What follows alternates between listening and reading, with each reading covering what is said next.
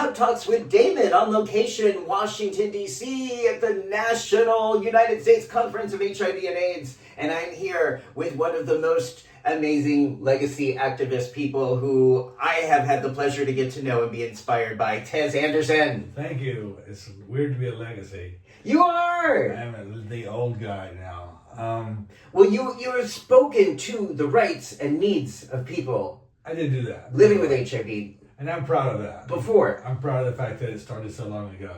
You did, because you were ahead of the curve. Yeah. Before I ask you all about that, I want to ask you, Tez, what do you like most about your body right now? What do I like most? I like the fact that I can walk again. Yeah. Because I had neuropathy for so long, it was killing me, and I found a medication to make that go away. So I feel like I have a renewed sense of life and ability to get around. Wow.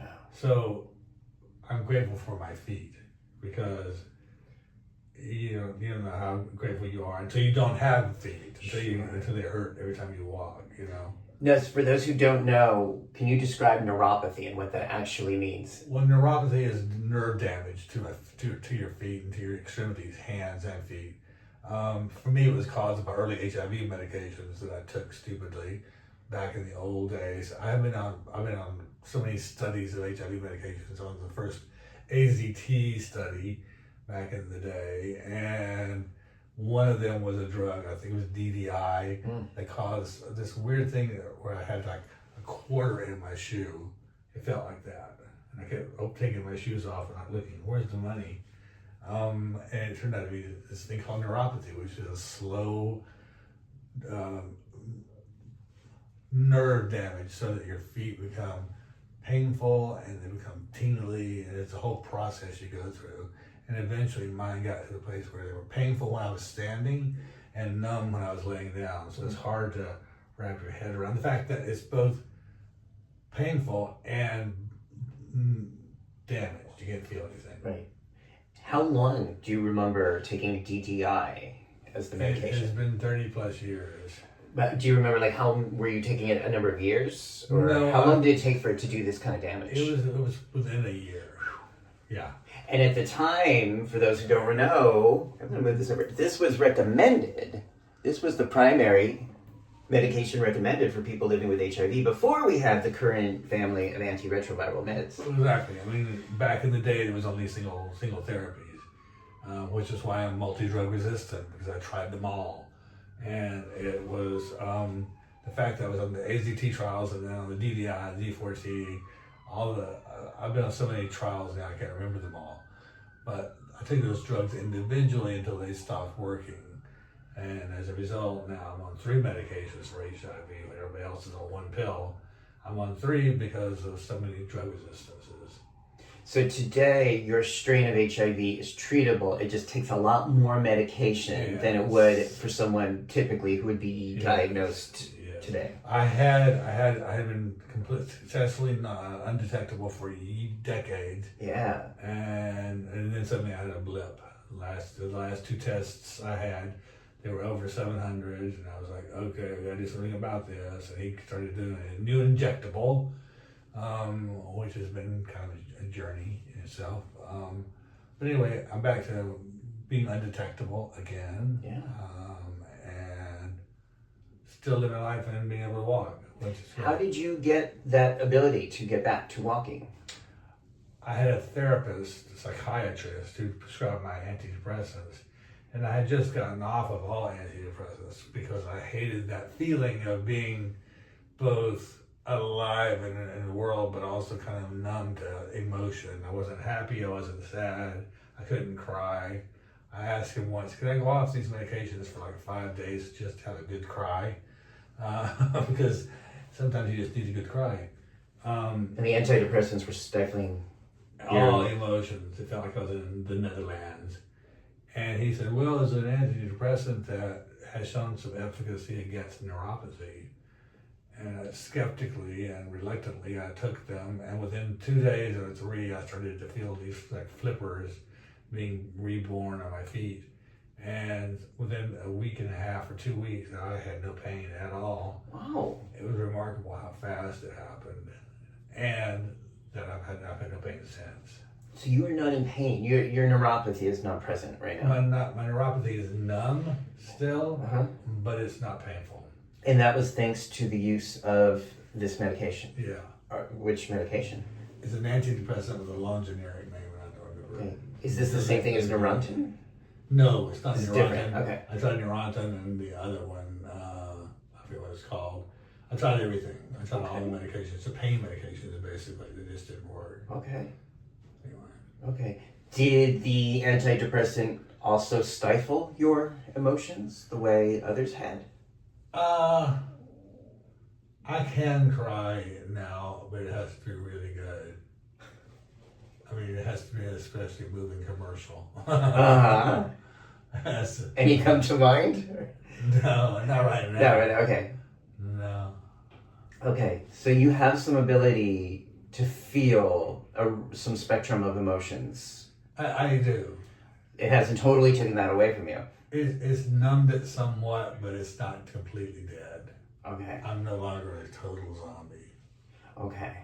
I'm glad you have some emotions, and I'm glad you're able to be here at this conference and navigate and walk without severe pain. These conferences that's a lot of walking. There's a lot of walking. Yeah. They take a lot of energy. These are sort of long marathons here that we're doing. And it's also about being up and cheerful and seeing people, which I genuinely love doing.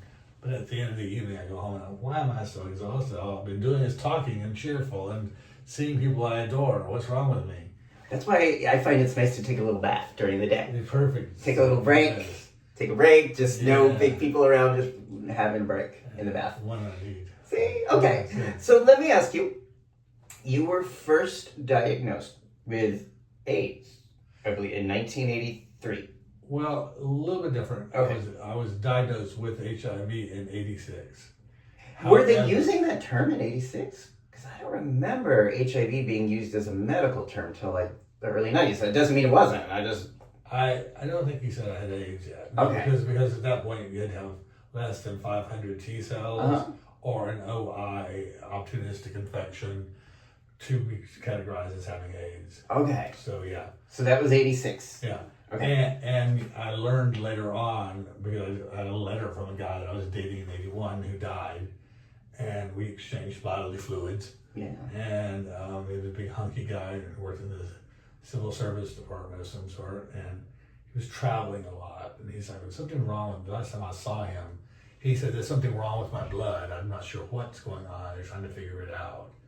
And then we wrote letters in those days because phone calls were expensive. And he lived in Louisville. He lived in Knoxville. I lived in Atlanta. And that was the last letter. He says, "I'm going through some changes lately to the tune of about 30 pounds less." And for him, being a big bodybuilder, that was a big deal. And that was the last letter I got from him. When I called him the next time, his phone had been disconnected. So I know, and I remember putting it together that was the summer that I had the symptoms of kidney conversion, which I better understood then. Right. Yeah. So the symptoms that one sometimes gets when their body is, the HIV first enters the body. Chills, fever, sweating, night sweats, the whole thing. Yeah. So then you actually tested positive in 1986. Okay. Yeah. That was the first alert. I mean, it was like, I had 3 years of bliss in a way that I didn't know. But there's nothing you could do about it. There were no medications. Right. Nothing at all. The doctor looked at me and he said, I said, "What's it mean, Mark?" And he said, "It means you've got 18 to 24 months to live." Yeah. And that was 4 days after my 26th birthday. So what was it like to turn 26 and be told you had little time? Be dead before I'm turning 30. It was awful. It was beyond shocking. I began taking Xanax, or the equivalent of it in those days, Ativan, I believe. And I cried a lot, and I started therapy for the first time, and I cried a lot, and I just kind of had a little nervous breakdown. It was because I knew my life had changed, and when I went to the physician, he said, "You've got less than 2 years to live." It meant not having to worry about whatever people do for retirement, like put money aside for a 401k or any of those things. it meant that I could live very much in the now and enjoy as much as I could suck up within 2 years, as much of life as I could suck up within 2 years, and I did that. I did that very well. What were the things you did to suck up life? Well, my ex and I traveled. We saw the world. We just lived extravagantly, and I don't mean extravagant in a bad sense, but we lived well because I had such limited time. And I went back after 2 years of not being sick, and the doctor said, well, so what now? And he said, 2 more years. And I was like, oh, yay. Maybe I'll see 30. But it was that way for a decade. I would go back and he'd say, 2 more years, 2 more years. And the last time he asked me, I said, Mark, you don't have any fucking idea what you're talking about, do you? And he said, no, not really. And I said, well, then stop telling people they're dying because they make plans to die and not plans to live. That's right. And that's what I had done. I had been making plans to die. I hadn't been making plans to live. Yeah. Was this in Atlanta where you first got the No, it was in San Francisco. Okay, so you were in San Francisco then. I had fallen in love in '85 with a San Franciscan and moved to San Francisco. And I think that's part of the reason I'm alive, because of the healthcare there was so good. If I'd stayed in Atlanta, I'd probably be dead now.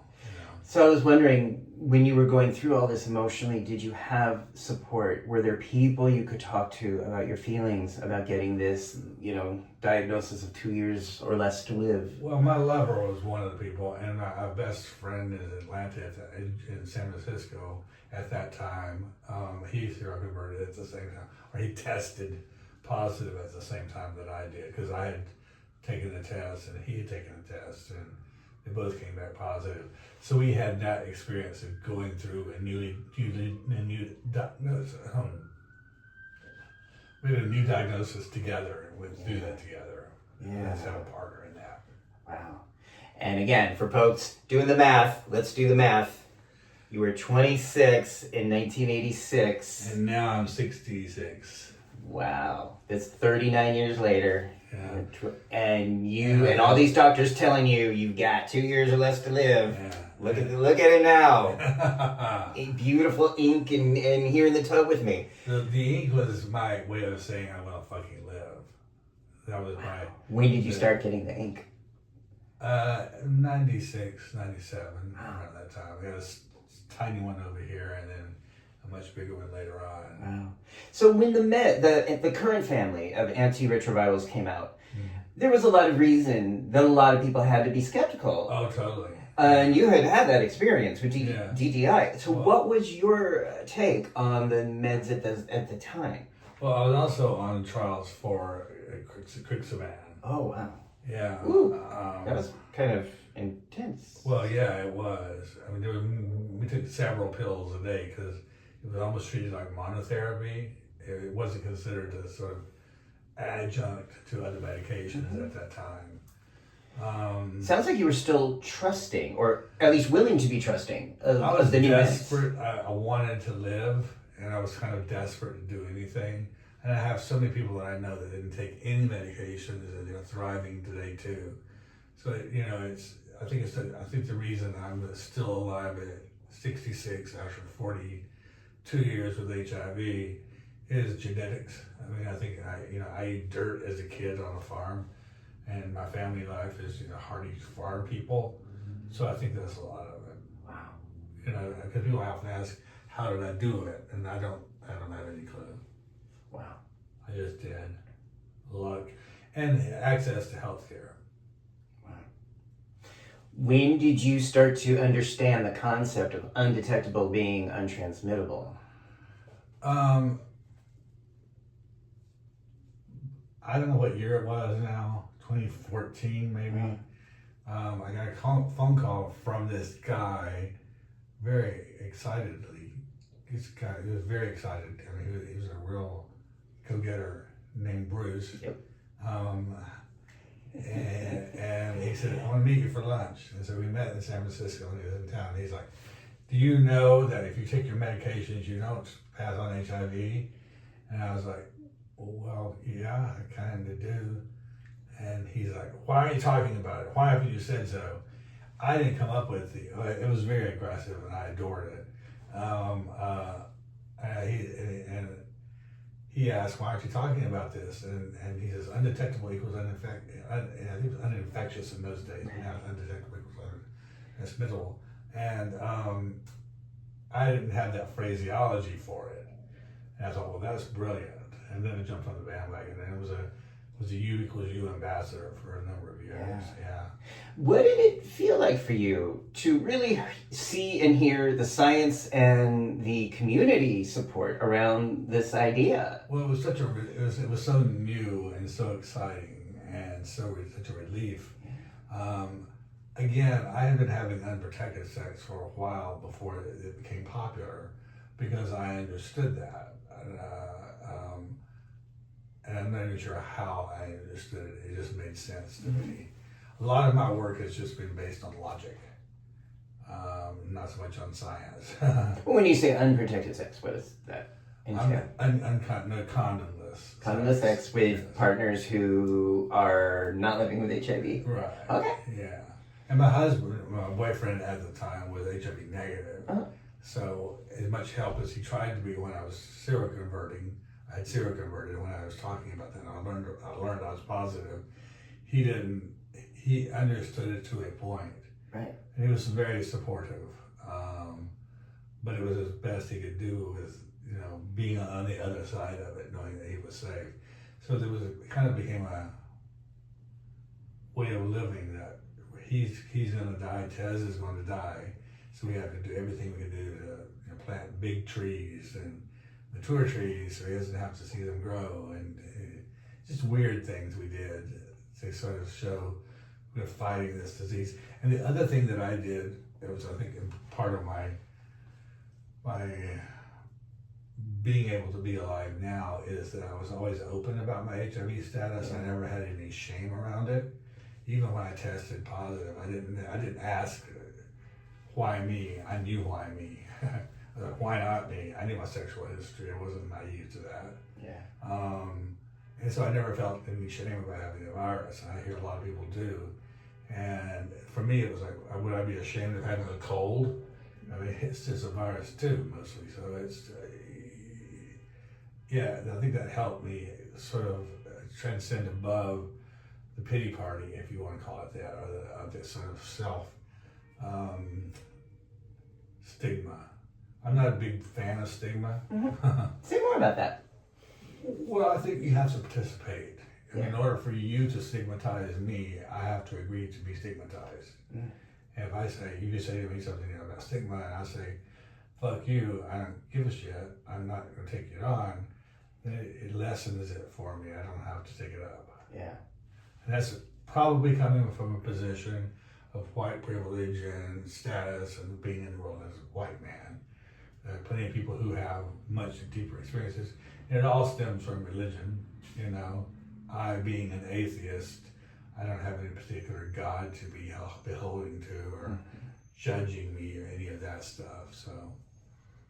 I think of stigma more on a systemic level. Mm-hmm. So I think of, people who are subjected to physical violence or loss of housing or loss of benefits.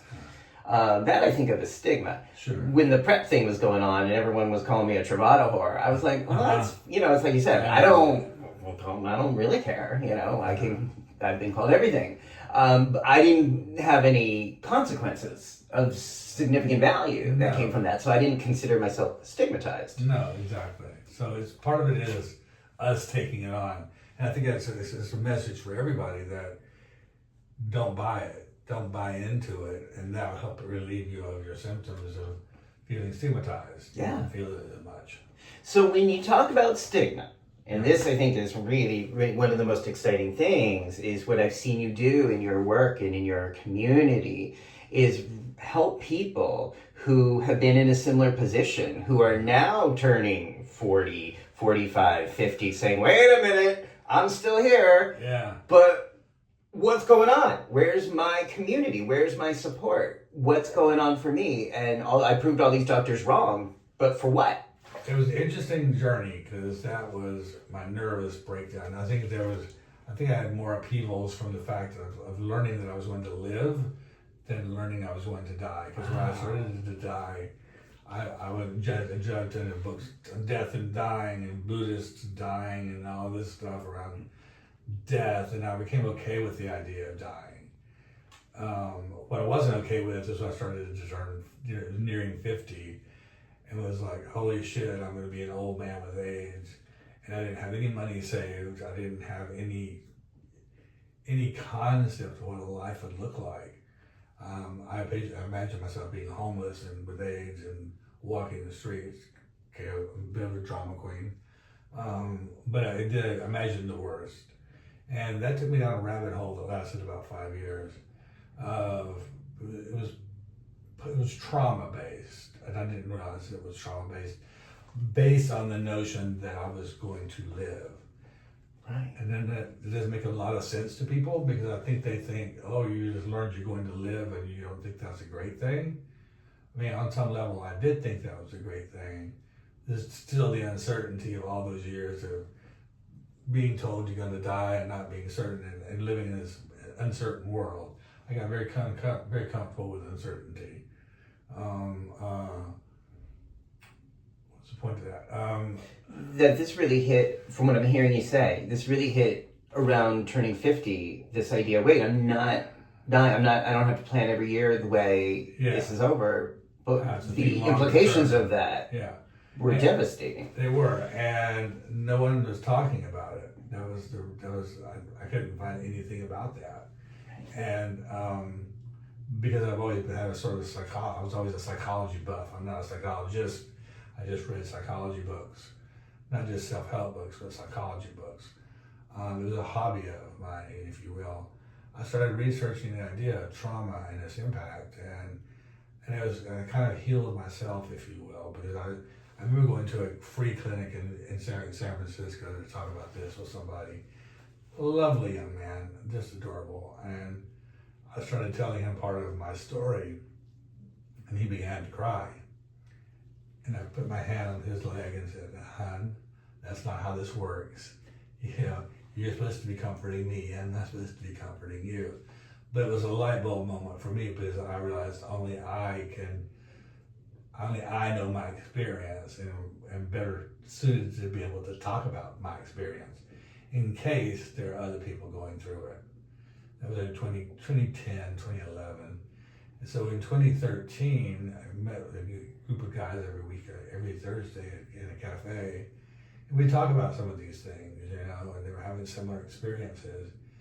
And I realized we're on to something. So that's when I coined AIDS survivor syndrome to describe that phenomenon of being ill prepared for aging and not having the psychological training to understand what that meant, to be ill-equipped for aging, and the kind of trauma it can cause, kind of uncertainty. I did horrible things to people. I mean, I was an asshole. I was angry, and I was confused, I was scared, and it all came across as, I guess, as anger or as distance, because I kept feeling very alienated from everyone. And I had friends I had for 30 years who said, I can't be around you anymore, you're just too much. And I think that hurt as much as anything, to be ostracized from your family of choice because I was too much to handle. And all I needed was somebody to ask me what's going on, and no one did. No one seemed to want to go there. It was very interesting to me. To go there into the trauma. What does it say? Something is wrong with Tez. They were talking about it to each other, but they weren't talking about it with me. Yeah. And if anybody had asked, I might have been able to delve into it and figure it out. But I felt very alone. I just felt very kind of alienated from everybody, including people with HIV at that point, because I hadn't heard anybody talk about it. No one had been talking about it because we hadn't seen it yet historically. No, and it came along just at the right time. It was just luck of the draw, the time and space that I had to do it in, and it blossomed and it's grown, and there's a less kick-ass AIDS survivor syndrome chapter in Palm Springs now that's doing really great stuff, and it feels good. I mean, I'm here at the conference and got an award last night for legacy leadership or something, and it was, as strange as it is to be called legacy, it was very nice. Wow. So we go back, so just so people are following, A.S.S, which Tez coined, AIDS Survivor Syndrome. That came about from your own journey into this trauma, into this experience of getting to a certain age and realizing, oh, fuck, I'm not dying. Yeah. And I don't know what I'm doing. At that time, the uncertainty of what that meant. Overwhelmed me. Yeah. Were you also coping with neuropathy at that point? Yeah, that was part of it. Okay. So the neuropathy has been going on for, 20 plus years. Wow. It started small and it wasn't painful, but it's just grown and grown and grown. So you had all these unknowns, turning 50, nothing had really worked out the way you had planned. Nothing. And then how did you transform this into A.S.S, into something that also then started to bring other people together? Well, I could tell that it was trauma-based, and so I just began searching for words, and I was like, well, I'm a survivor, if nothing else. And somehow just the idea, the sound of AIDS survivor syndrome sounded good. If I were doing it over again, I might call it AIDS survivor spectrum, but same thing, it's semantics. But I thought it fit, and then I was concerned about the A.S. being something to do with HIV.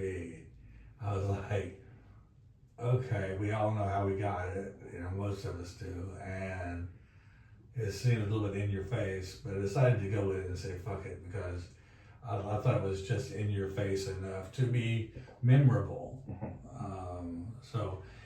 Because the organization's name is Let's Kick Ass AIDS Survivor Syndrome, I thought it would help explain what the A.S. was about. Right, so then that became Let's Kick A.S. Yeah. You started to help people in a way that I thought was very fun and clever, but also very telling. Yeah. We had our first, we decided to, a small group of us decided to hold the first town hall about this topic. And it was in 2013, and I remember we planned it on, coincidentally, on the HIV and Aging Awareness Day on September the 18th. Didn't even know it was that day until a week before the conference was starting. So we had this meeting, and I thought, if we get 40 people, I will be so happy. And 250 showed up. Wow. So at that point, I realized I was on to something. And it was from that point just kind of grabbing a tiger by the tail and riding with it. And this was San Francisco. Yeah. And all we did that session, we explained a few things in a panel, we explained some stuff. But largely, we took questions. We listened to the people in the crowd. We asked them what their lives were like, what they were going through, what their experience was, what they needed right now. And we just took giant Post-it notes on the walls and wrote it all down. So when we finished, we had programming for a year because we knew what people were looking for. It's that thing of nothing about us without us. Right. The Denver principles thing of saying, we have to be involved in our own care. Do you remember what that felt like to be in the room and have 250 people? It was exhilarating. Feel seen? It was amazing. It was incredible. I think for a lot of folks, it's the first time they've ever felt seen and heard. Yeah, I think so too. I mean, I know I've been to a lot of meetings over the years and people talk at me, and I really wanted to talk with people. That was the one thing I insisted on when we started the organization, was to listen more than we talked. Did it help you? It did help me, because I realized when people were crying in the audience saying, I didn't realize there was a name for this. You just made something to be very clear that I didn't know. And since that time, I have gotten more than I can count emails and texts and in-person people saying to me, thank you for explaining me to me, and at a time when I really needed it, And sometimes the tears in their eyes is very emotional, but it's also very odd to be, that person. I mean, it's really, I was just being selfish. I was just figuring out my own shit. And it seemed to be that other people had the same shit. I mean, you gave words and meaning to something. I get teary because I know you've saved lives, Tez. I know this is a fact. You have saved lives because of the way you have put this message out there. That is no small feat. Thank you. That's wonderful. So, thank you. So, we're at this conference this year whose theme is aging and HIV. What does that So, I mean, are you sort of sitting here thinking, well, it's about fucking time y'all caught up? Or, like, what are you, what is your thought of having this be the major theme of this major conference this year? There's a couple of things. One, I'm very happy about it. Two is what took so long, because every year I would call the outgoing director of the organization, NMAC, and say to him, how about this year, let's do a theme around HIV and aging. And every year he'd say, yes, of course we will, and it never happened. It was funny because I was at a meeting of long-term survivors. This has been 3 or 4 years ago now, I don't even remember, maybe 5. And he came in and said, you guys are my heroes, it's a really wonderful thing you're doing here. And then he got up and put his coat on, and I raised my hand and said, just a quick question. Now that in this room of 75 people or so, can you promise me that next year we'll do a plenary on long-term survivors? And he's like, yes. And I said, yes what? And he said, yes, I promise we'll do a plenary on long-term survivors. Well, they did it. However, the half of it was about the pulse survivors, which, as horrific as that was, as much as it needed attention, and yes, as much as it was about survivors, I wasn't quite sure what the connection to HIV was. So it was as if he didn't understand the assignment. So it was very frustrating. So I'm glad to hear that. The only other thing is this year there's a lot of different tracks, but you have to dig through pretty carefully to find anything about long-term survivors in the session that they're having. Wow. There's not a track for it. And a track is a dedicated area that you can easily go to say, I want to follow this track and go to all these talks. Right. And that track isn't there for aging. No, not for long-term survivors. Okay, so we still have a long way to go. There's dandelions, which I'm delighted to see you're getting the attention they deserve. Those dandelions are individuals who are born living with HIV. Yeah, or acquired it within the first 5 years. Right. Yeah. And that is a group that also needs to be served. Overlooked. Yeah. And they're now turning 35 and 40. Yeah. And having a series of issues that are much greater, I think, in terms of aging than mine was, because they had to go through puberty while having HIV, which is a whole can of worms that I don't understand, and most people don't understand. So I'm delighted, thrilled, because I know some really incredible dandelions that I work with every day that are just amazing. So I'm glad they're getting their due. Yeah. It would have just been nice to have had an HIV and a long-term survivor. Because the reason I say that is because while we are all aging with HIV, even if you're 2, you're aging with HIV. I'm sorry, but that's a given. But over 50, for those of us with it, aging over 50, we have a different experience. And those of us who are long-term survivors who acquired the virus before heart medications, our experience is drastically different because we were on either no medications for the longest time with no hope, watching all of our friends die, and having to go through the worst years of the AIDS epidemic, carving out a way for us to figure out how to live and be and stay in the world, and watching our friends take weird combinations of cucumber and serum or some shit, taking weird drugs that they thought was going to help keep them alive, and they're so desperate, and of course they died. So I think that those distinctions matter, that aging with HIV is part of long-term survivors, but it's not all of it. Right. So then, from your point of view, what do we do? What do people with A.S.S need today? What are the needs that can be addressed today? We talk about trauma-informed care. I think I have a new therapist now that I've had to explain it to them. And I've learned if I have a therapist, I go in and explain to them what I've done. You have to teach them? Teach them, because they don't know. It's not their fault. They just don't know. I think if you're queer and you're advocating for, you're doing therapy for other people, you should know about it.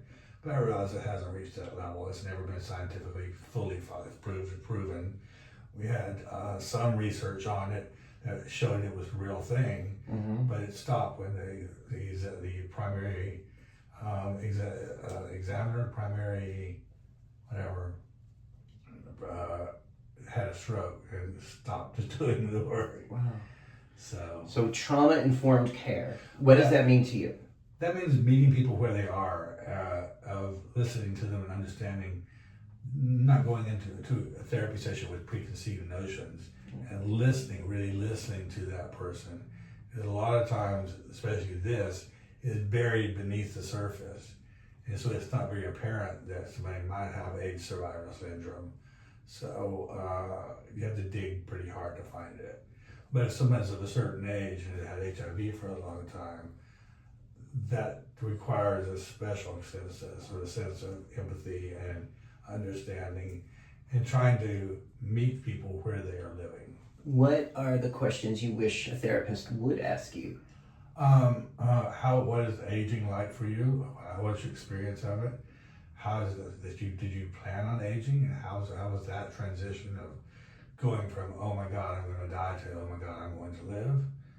Questions like that, and asking them what their day-to-day life is like, honestly. I mean, my day-to-day existence is both wonderful and awful some days, but I have balance issues because of the neuropathy. I'm in physical therapy twice a week, learning how to walk correctly. And it sounds dramatic, but it's true. I mean, I walk like Donald Duck. My feet were like always out. I was like walking like this, you know. So yeah, I think asking the questions about how they are now, what's going on with them in their lives, and just meeting them, just asking them what they wanted to discuss. It's not just depression. They're always going to go to depression. Depression is part of it. But what's beneath depression? You know, why are you depressed?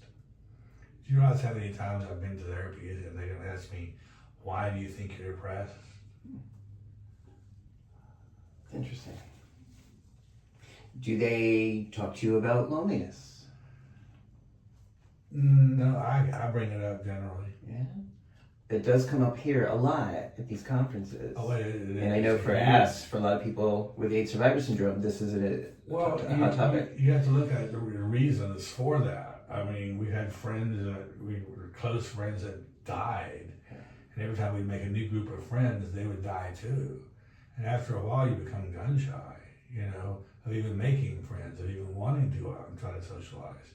Because for me, for the longest time, I was just thinking, oh great, we'll become friends and then they'll die. And I mean, it was almost like I resented them for dying because they were abandoning me. It was very egotistical because they were dying. There's a whole bad situation there. But it's still the sense of abandonment that I felt, which was not logical. And a lot of what I'm talking about isn't logical. I mean, the idea that I'm going to live should be something I'm excited about. You know, like a revelation. Oh my God, I got a whole new lease on life. But for me, in that situation, it didn't happen that way. That's right. That's right. Thank you for sharing that. And I mean, as you pointed out earlier, if we're using a trauma-informed model, there is logic, but it's not, there is a logic to it, but it's not maybe the linear logic that Western people typically use. Well, but it makes sense. I've never had trauma-informed care described to me in a way that jived with the way I thought what it means. So maybe I'm just wrong about what it actually is. But the essence of it is about meeting people where they are and listening. Yes. So much of life is learned by listening. Yes. My best experiences have been times when I just shut the fuck up and listen, despite the fact that I'm talking endlessly today. Well, that's what I'm asking you. I'm grateful. So when people do come to you, and I know they come to you and talk about loneliness. Oh yeah. Do you just listen? Do you have anything that you offer, or what do you share in terms of working with that today? It depends on the person. Some people are housebound. So I know several people who live in walk-ups, who have to have walkers to get around, and they can't get downstairs without 5 people helping them down. So they're really isolated. So it depends on the degree of mobility and the situation in their life as they can get out and do things. And it used to be more, I think before COVID pandemic, there was a lot more places where people would go and have coffee and sit down and read a book and meet other people. That's how I met some of my closest friends back before there in the old days when there was great coffee shops in San Francisco where I could sit down and just read a book and somebody sit down beside me and ask, what are you reading? And we struck up a conversation and then became good friends. So those opportunities are less, at least in San Francisco. But that's the way I would suggest it. And you can go, if you're in AA or some of those kinds of things, those communities are built in. But then the question becomes, do you want to hang out only with people who are in AA? Or do you want to expand your universe and see other people in other walks of life? So for me, it's about expansiveness, about meeting diverse people and trying to get a sense of how other folks live. And how do you do that? It's a good question. I have a hard time with it. I have struggled with that one lately a lot. Sometimes it doesn't help to be who I am, because I've been in situations before where we're talking away and then they'll say, oh, I know who you are. And it sort of changes the tone of the conversation. I mean, not that it's like I'm doing Barbara Streisand or anything, but it's just, you sort of feel a temperature change. For the better or just different? Depends. Sometimes it's not, often it's not for the better, to my mind. Oh.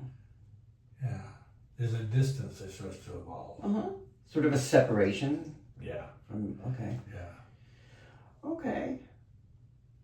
So that I think is something that I still want to talk about and keep these conversations open in this Tub Talk and at these conferences. Yeah. Is what do we do with that experience of being lonely? If I had won one of those lotteries that has lots of money, I'd open up a coffee shop that didn't serve alcohol, or maybe it did, but that people could come and sit down and commune. Sit down, break bread would be a nice way to think about it, but just even if that's just a croissant. But to come in and make it cheap and affordable, and people come and have coffee and sit and maybe work on the computer or read a book or just sit and wait for somebody to talk to. I mean, it's okay just to ask, hey, how are you? My name is Tez. What's your name? Yeah, to have that be the norm. Yeah. Because I think we all fear rejection so deeply that we don't take that chance. And some of the best experiences that I've had was from doing that, from feeling in that moment bold enough just to sort of introduce myself and say, tell me about yourself, and hear what their stories are, so that maybe there's a lot in common, maybe there's nothing, but at least making connection. to take that risk of being vulnerable to say, Right. Who are you? How are you? Well, in the queer culture, not that everyone with HIV is queer, but in the queer culture, I think a lot of us walk around with this thing about being rejected, because it evolved from sexual experiences and being in the bar and talking to somebody for 10 minutes, and then they see somebody over your shoulder and they're off to the next person. You know, Lord knows I stopped going to IML for that very reason. It was like a meat rack. I mean, you'd have, hey, hi, how are you? Nice to meet you. And suddenly you'd see them looking over your shoulder and you're like, you just saw somebody hotter and you're going to go talk to them now. Goodbye. And it didn't feel good. Okay. So having spaces where people can interact would be a lovely experience. do you also advise people to not spend an over amount of time on their phones or their computers when they're out in public? Well, that's one of my pet peeves. I mean, I keep my phone planted in my pants and the volume off, because if I'm with somebody and I'm talking to them, I look them in the eye and I talk to them. Yeah. I don't want to be looking at my cell phone to see who's calling, even for a second, because that breaks the kind of connection that I might be having with that person. Yeah. And we live in such a culture now that we just feel like we can't live without our phones. I can live without a phone. I thought I lost it yesterday and I was kind of relieved. But second thought was I need that phone. But, the other thing that I wish we had more of in our culture, we do sometimes in queer culture, is the understanding of touch.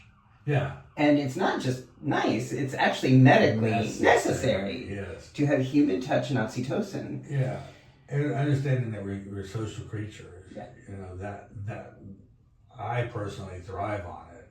I'm an introvert, honestly, despite all my outgoing television personality. I just mean I'm an introvert, and so it's hard for me sometimes to get the courage up to walk up to a stranger and just start talking. Yeah. But introverts are often the most interesting people. Absolutely.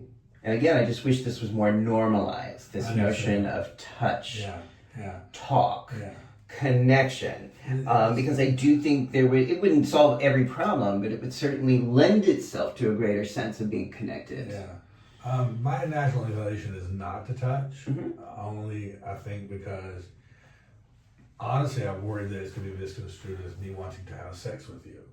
You know what I mean? And that's not the case at all. I hug a lot at this conference. Me too. In the world, I hug a lot. Me too. You give great hugs. Thank you. But I've had a lot of good hugs this weekend, this week so far. Yeah. And again, we know that's not only good for the spirit, that's literally good for the body and the circulation. Getting all that blood and energy moving with the oxytocin and the oxytocin is a magic thing, yeah. It's important. And that's one of those things that I think antidepressants suppress. Oh, okay. A lot of times. I mean, that's unfortunate because oxytocin is one of the hormones we're trying to have. Yeah. And, you know, Tez, this reminds me just a conversation we had a long time ago, and we were just talking in general, but just being a decent, nice person. Yeah, well, it goes a long way if you're a decent person. Yeah. You know? Being polite, being nice to people. There's a really hot guy in my neighborhood. He's very hot. I have no interest in having sex with him whatsoever. But he will walk right past me and I'll say hello. He's a gay, and he's got a dog that we walk. We walk his dog, and I talk to his dog, but he ain't got time for me. And I just like, I kind of want to say to him, you know, I have no interest in having sex with you. I just want you to just be nice. Yeah. Just be nice. Yeah. Just say, hello, how's your day? Yeah. Even if you don't give a fuck. Just be nice and ask, you know? I mean, I know in the gay community, a lot of that sort of stuff is fear and defense. And it's not, again, not logical. No. You're no threat, but someone who feels like they have to be protected, someone who feels like I cannot give you the vulnerability of eye contact, even though that's bullshit. But it's, you know, it's all that fear. Yeah. And I think, you know, I went through a transformation when I was 16. I had braces on before that and thick glasses all the time, and it's like second grade. And when I was 16, when I was 15, I was and all through elementary school, I was the shyest kid in the school. They should have seen a therapist. Honestly, it was that bad. If they called me in class and asked a question, I was tongue-tied. But between my sophomore and my junior and sophomore year, I decided to go back to school as a different person. I got my braces off, I started getting a different haircut, got contact lenses, I started running to get in better shape. I thought I was fat. I wasn't, but I thought I was. But I went back to school playing a character almost. Yeah. Like I put on a different persona. And guess what? For the last 2 years of high school, I was popular and had friends and had the experience I was looking for. But I made it. I had to transform it. Yeah. I realized at that point the power of transformation, the power of self-determination, of saying, I'm going to change one thing about myself and see how it affects other people. Beautiful. Beautiful. Is there anything that I haven't asked you that you want to communicate to the bathtub audience out there, or about the needs of AIDS survivor syndrome? I think when your friends start to pull away, make sure that you don't pull away too. Ask them what's going on, how can I help? I see you're pulling away. There must be something going on, can I help? Rather than just saying, oh, that asshole just turned me off and didn't want to speak to me. That asshole might be going through something really horrible. And understanding that for some of us, I said it before, but the realization that I'm going to live can cause as much upheaval as learning I'm going to die. Those are big ifs. But when you think about the importance of how you accepted the fact or did not accept the fact that you were going to die, imagine having planned to die for 20 plus years or 30 years in some people's cases, and then realizing, oh my Jesus, I'm going to be old. And I've watched our community as I go through the Castro where I live, San Francisco, and watching our community get gray. It's been fascinating. It's awesome. Yeah. And that's what Thank you. Thank you for taking the time to speak to me. Thank you for saving lives. Well, thank you for doing this, because as you know, you asked me originally and I was reluctant to. You remember? I asked you right at the very beginning and you were like, nah, not for me. So I'm glad I did it. I may never watch it, but I'm glad that I did it. Okay. So. Oh, I appreciate you. I appreciate your time. And again, I hope these conversations help people understand how to be who we want to be, how to enhance connection, how to maybe give somebody 2 seconds of eye contact or a simple grin or a simple saying hello can make such a difference. And I think what you're doing with these is tremendous. I mean, obviously you've been very successful. Thank you. For a reason. People are watching it, and I'm just honored to be a part of it. You are a part of this. You are one of my heroes. When I turned 50, I wrote a series, and you're in it as one of my heroes. So thank you, Tez. People want to follow you, see your work, see your organization, see where you're speaking. What's the best way for them to do that? Let'sKickAss.org is the best way. I personally, I'm on Instagram as Tez Anderson SF, I believe. Yes. Okay. Facebook is Tez Anderson LKA, short for Let's Kick Ass. So you can just. I'm very Googleable. Very Googleable. Is that the word? And if you like this interview, subscribe down below. There's more than 200 episodes of people talking about their lives, their hopes, their dreams, their traumas, and just what we can do to make this world easier for us. A better place for all of us. A better place, a happier, healthier place for all of us. Yeah. So if you like that, subscribe and share. And if you don't like it, share it with someone you don't like, because they might like it instead. Thanks, everybody. Bye. Yeah.